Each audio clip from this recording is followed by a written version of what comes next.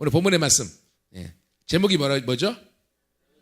예, 요한복음 3:16절 통해서 나는 누구인가? 첫 번째. 예. 우리 새로운 피조물 고백 기도집을 선포했잖아요. 거기 있는 내용을 갖고 계속 시리즈로 설교할 거예요. 하나씩. 나는 누구인가? 여러분 보세요. 사람은 내가 누구인가를 아는 게 너무너무 중요해요. 옆 사람한테 물어보세요. 너는 누구니? 너는 너를 누구로 생각하느니? 너는 네가 얼만큼 자랑스럽니? 못났니? 물어보세요. 얘기해 보세요. 소망아 너는 누구니? 빨리 물어보세요. 옆 사람한테. 빨리 얘기하세요 서로.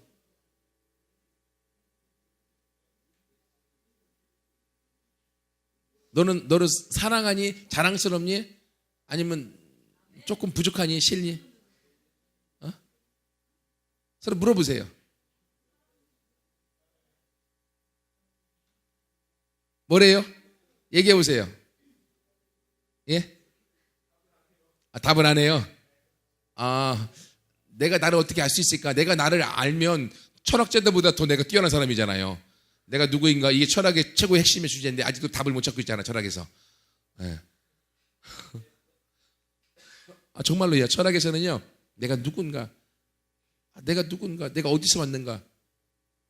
내가 무엇을 해야 될까? 내가 어디로 가는가? 이 철학의 핵심 주제거든요. 아직도 답을 못 찾아갖고 철학이란 학문이 존재하고 있는 거예요. 답을 찾으면 존재할 필요가 없잖아요. 여러분, 하지만 내가 누군가를 아는 만큼 나는 그대로 행동합니다. 근데 일반적으로 세상에서는요, 내가 누군가 나의 가치를 매길 때 뭐로 가치를 매길까요? 집이 얼마나? 돈을 많이 갖고 있는가? 이게 또 하나 기잖아요. 그리고 또 내가 학교에서 얼만큼 내가 명석한가? 두뇌가 얼마나 공부를 잘하는가? 또 내가 얼만큼 섹시한가? 섹시하고 시커먼가? 예? 얼만큼 내가 이쁜가?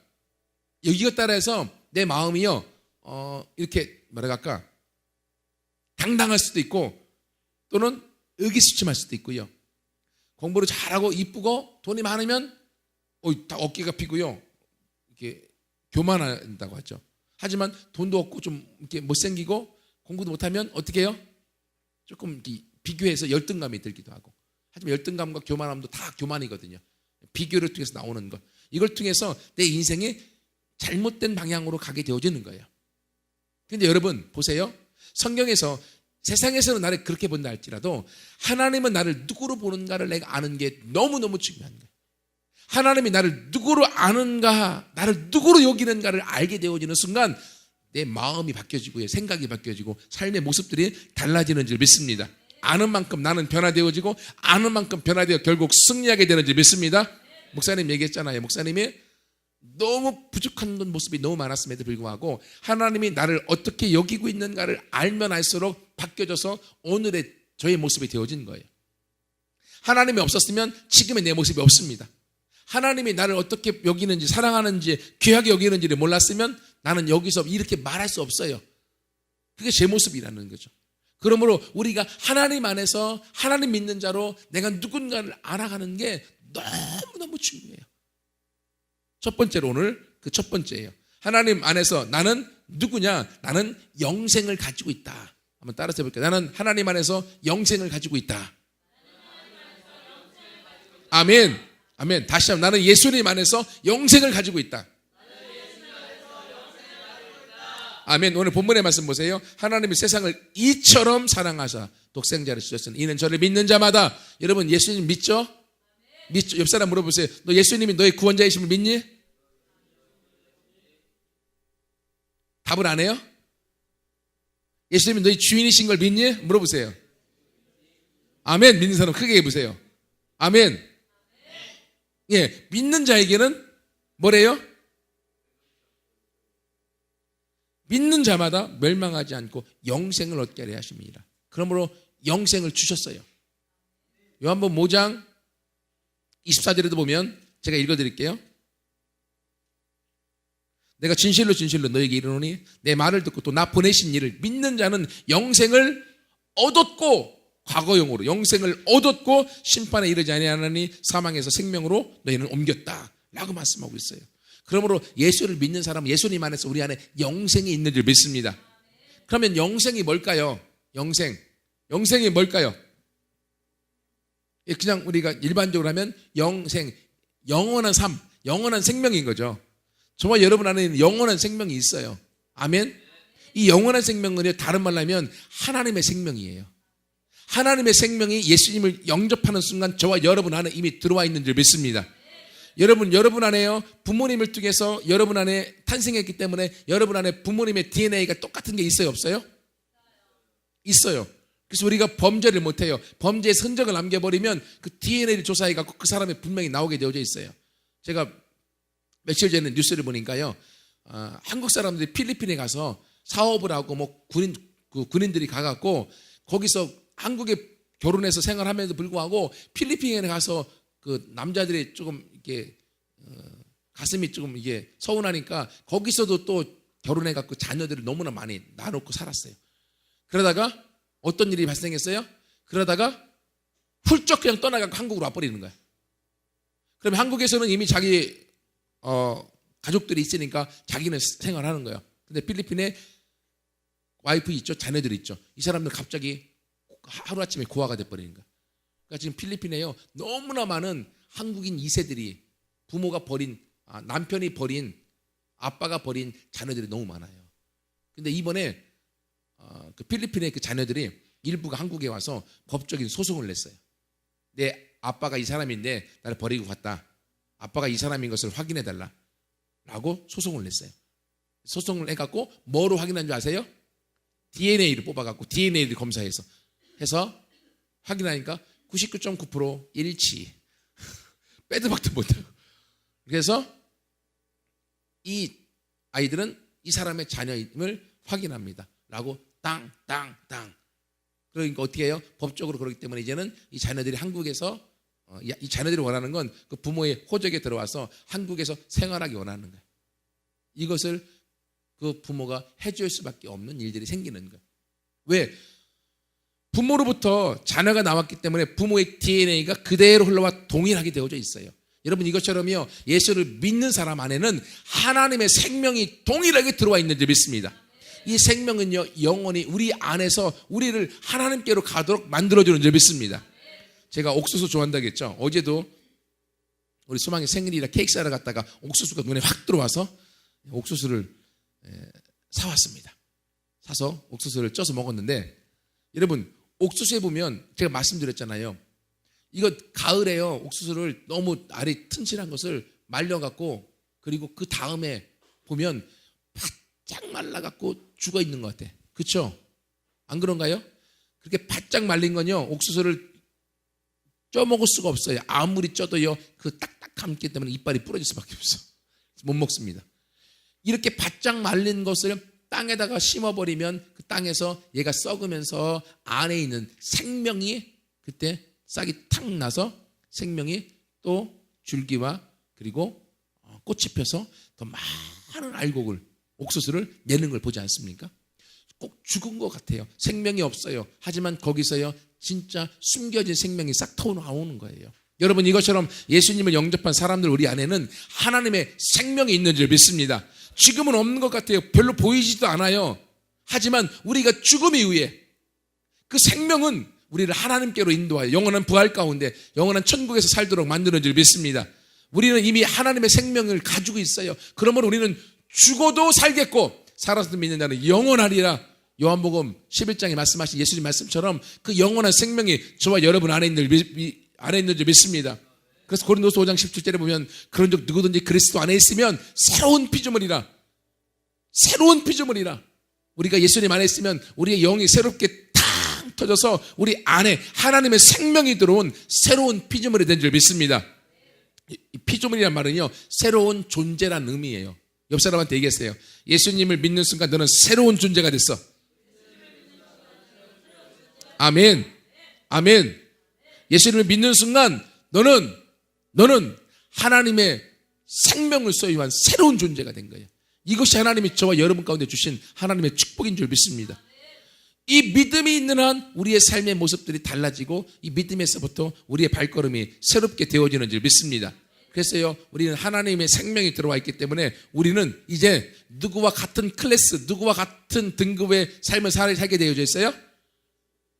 하나님과 같은, 예수님과 같은 등급의 삶을 살 수 있는 존재가 된 거야. 아멘. 이게 우리 가운데 주신 놀라운 축복이에요. 여러분, 이걸 우리가 믿는 순간 나는 보잘것없는데 내가 어떻게 하나님하고 같은 등급? No. 우리는 육을 갖고 있지만 우리는 하나님과 똑같은 영을 갖고 있어요. 그 영 안에는 하나님의 생명이 들어와 있어서 하나님과 똑같은 등급을 갖고 살 수 있는 거예요. 여러분, 한 가지 예를 들을게요. 제가 설교 준비하면서 책을 읽다 보니까 케넷 세긴 목사님 책 가운데 이런 내용이 있어요. 뭐가 있는가 하면, 여러분 이제 다음 주, 또 고등학교는 그 다음 주에 시험 기간이죠. 그죠? 시험 기간이기 때문에 평상시 공부도 죽어도 안 하는 친구들이 시험 기간에 교회를 안 와요. 그것도 공부하냐? 공부도 안 해. 하는 애들도 있지만. 근데 여러분, 케넷 세긴이 얘기하는 걸 제가 책에 기록한 걸 봤어요. 자기가 예수님을 영접하고 나서 자기가 구원을 맛보고 하나님의 생명이 들어온 이후에 자기가 공부를 하는데요, 역사책을 한 페이지, 두 페이지를 쫙 읽을 때, 역사책을 쫙 읽고 책을 덮고 눈을 딱 감고서 보면 이 내용이 내 영 안에서 내 영이 본 것이 그대로 보여서 책을 토시도 하나도 안 틀리고 그것을 다 읽을 수 있다 라고 혜긴이 얘기를 하는 기록이 있어요.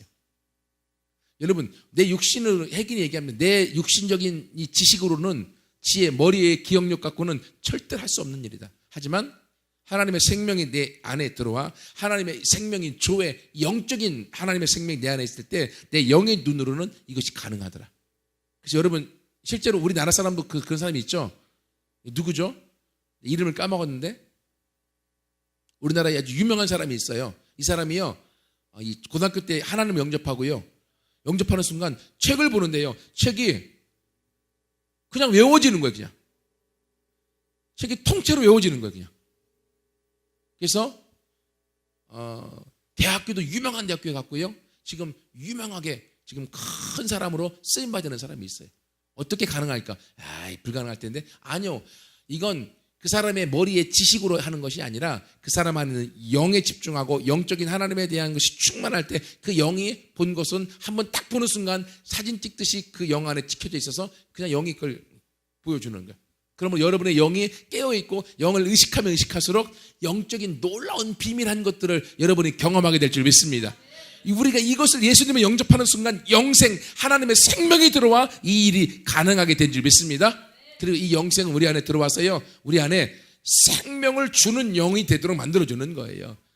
여러분, 그러므로 내가 예수님 영접하고 구원받으면 내가 복음을 전하고 나누어주고 싶은 마음이 생기는 거죠. 바로 내 안에 계신 하나님의 이 생명을 다른 친구들에게 나누어주고 싶은 거예요. 여러분, 이것처럼요, 이 생명, 내 안에 있는 영생은요, 생명을 나누어주는 영이 되는 줄 믿습니다. 그래서 예수님이 그 생명을 가지고 와서 저와 여러분에게 생명을 나누어 줬잖아요. 그리고 그 생명을 우리가 받고 우리 안에서 우리가 다시금 부활의 삶, 승리의 삶을 살게 만들었고 이 생명을 다른 사람들에게 나누어 줄 수 있도록 저와 여러분을 이끌어가는 줄 믿습니다. 이 일이 가능하려면 우리 생각 속에 무엇이 나를 지배해야 될까요? 어떤 게 나를 지배해야 될까요? 하나님의 말씀이 나를 지배하고 있어요. 하나님의 말씀이 영이기 때문에 영의 말씀이 나를 지배하면 영의 말씀이 나를 다스릴 때 내가 상상할 수 없는 일들이 막 열려나가는 거예요. 그러면서 하나님 안에서 이 땅에서 영의 승리의 삶을 살아가게 되어지는 거죠. 하지만 예수를 믿으면서도 내가 영적인 생각에 하나님의 말씀에 집중하지 않고 내가 평상시 살아왔던 내 생각, 경험, 지식 이런 부분들을 갖고 그냥 살아가면 영적인 마인드가 열리지 않게 되는 거죠. 그럼 영은 내 안에 있어도 생명, 하나님과 똑같은 영이 내 안에 있어도 생명이 내 안에 있어도 내 안에서 이것을 발휘하지 못하는 거예요. 하지만 여러분이 영이신 성령님을 기억하고 그분을 의지하고 하나님의 말씀 위에서 나아가면 이 생명이 저와 여러분 안에서 역사해서 우리가 어떠한 질병에서도 우리를 건들 수 없음을 믿습니다. 혜긴이 그랬잖아요. 나는 죽음에서 구원받은 이후에, 죽음에서 살아난 이후에 죽을 때까지 약 75년, 80년 동안 초자연적 건강으로 한 번도 아픈 적이 없다. 왜 그런지 아십니까? 혜긴 안에는 하나님의 생명 조회가 자기 안에 있는 것을 그는 믿었기 때문에, 이 생명은 생명을 주는 영이기 때문에 하나님이 생명을 계속 공급해주고 있기 때문에 어떠한 질병도 내 몸에 머무를 수 없고 어떤 연약함과 질병도 내 몸에서 견디지 못하고 떠나간다라고 그는 믿었던 거예요. 이 믿음이 이걸 아는 믿음이 혜긴이 건강하게 살도록 만들었던 거예요. 여러분, 우리도 함께 우리 안에 있는 하나님의 생명인 이 교회, 하나님의 생명을 주장함으로 우리도 초자연적 건강 가운데 함께 나아가며 그리고 이 생명을 나누어 줌으로 승리케 하는 모두가 되기를 축복합니다. 아멘. 마지막으로요, 이 생명, 이 영생은요, 상황을 변화시키는 영인 줄 믿습니다. 상황을 변화시키는 생명인 줄 믿습니다.